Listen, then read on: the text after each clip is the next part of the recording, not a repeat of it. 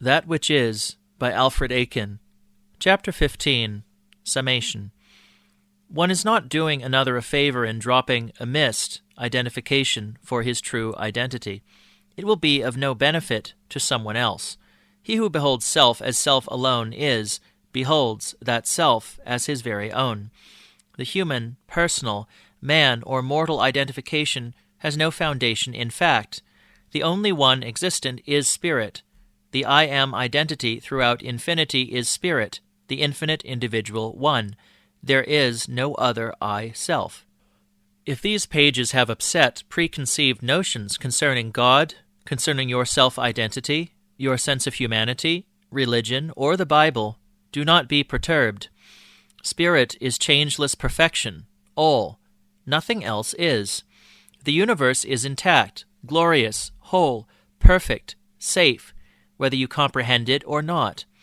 All that exists is included within consciousness, belongs to consciousness, is under the eternal control of consciousness, not subject in any way to hell or the pretended powers thereof. In truth, there is only God. This leaves no devil, no evil, nothing human, nothing mortal. There is nothing in life that worketh or maketh a lie. Revelation 17:28. God is the light wherein is no darkness at all.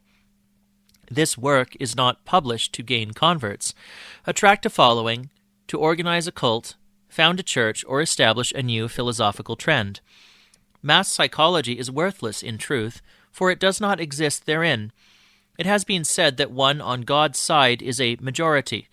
This is true when that one is God himself, and there is no other. Spirit is the entirety of itself. No portion of spirit can be missing. Spirit is one, whole, indivisible entirety. Finite sense would have you believe in separate Adam-Eve individuals with destinies and responsibilities of their own, separate minds, lives, bodies, and souls cooped up in a physical, material, changing, dying world of time. Spirit is the substance of all, inclusive of the universe. The only identity that infinite love can consciously be aware of is its own, present here as the infinite individual one, this I that I am.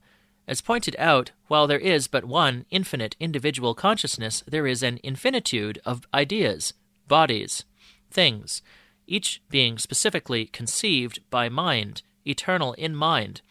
A single one is inadequate, insufficient, mind being infinity. As with the alphabet, one lone letter is not its entirety. A single number is not the totality of figures.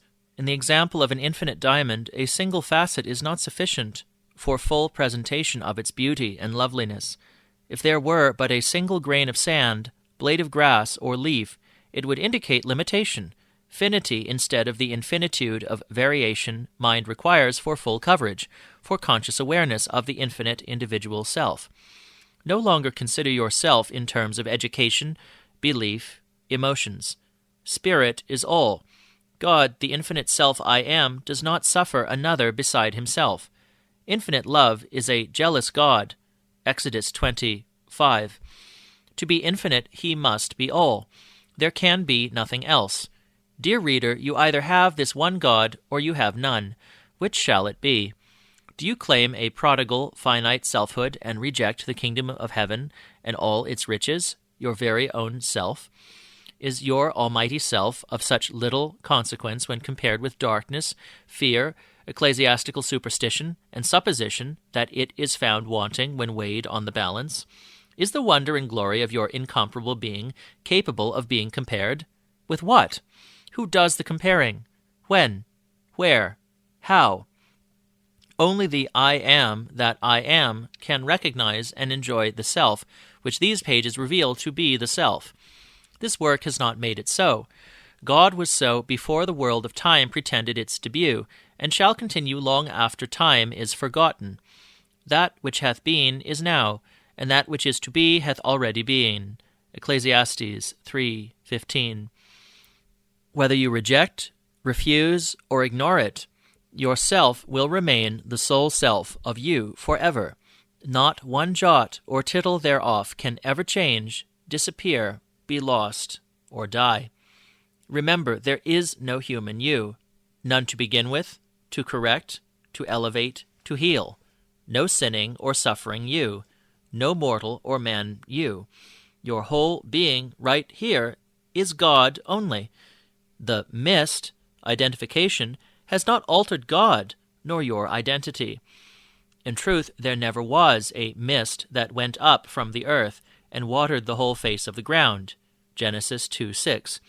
It never happened. There never was a double-minded, racial or tribal Lord God, a human or divine creation.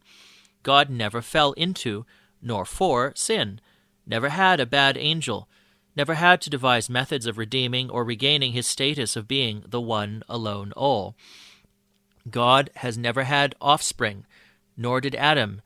There are no children anywhere needing succor, help, a lifting out of the pit. God has always been the perfect one without another. God has always been almighty, the absolute. God will forever be whole, entire, infinite. He is the sole, infinite, individual. He is the sole mind, including the infinitude of variation of beauty, intelligence, substance, reality. Outside of God, there is nothing. Within God, there is God only in all his perfection, activity of form, conscious individual awareness. There is no idea, no thing in mind, but God is making full use of it. Mind forms no useless ideas.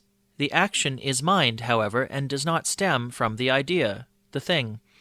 This volume is not attempting to govern your human affairs, is not telling you what you must or must not do as a personality. You can do as you please. If you wish to claim a human right of decision, no one will stop you. If you insist that 2 + 2 makes 73, do so. Conclude anything you wish. Dream anything you wish.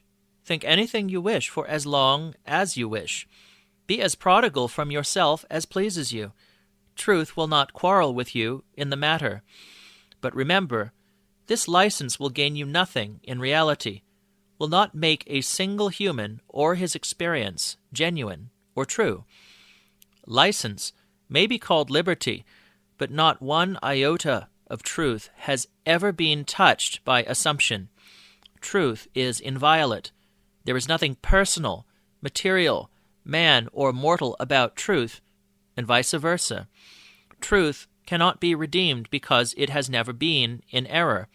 Truth never has a choice or decision to make, for truth is forever one, perfect, entirety, singleness. There is no other one or way.